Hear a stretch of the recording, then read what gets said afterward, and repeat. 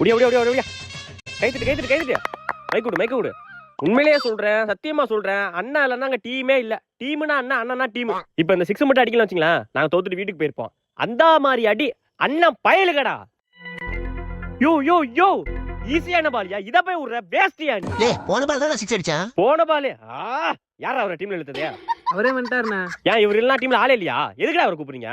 வயசாயிட்டா போய் உட்கார வேண்டியதானே அவரு. நீங்களே பேட்டிங் ஆடுங்கடா. வெள்ளாட தெரியாம வந்துடுறது என்னத்த சொல்ல. ஒடியா ஒடியா ஒடியா வேமா ஒடியா கைத்துட்டு மைக்கு விடு. உண்மையிலேயே சொல்றேன், சத்தியமா சொல்றேன், அண்ணன் இல்லைன்னா டீமே இல்ல.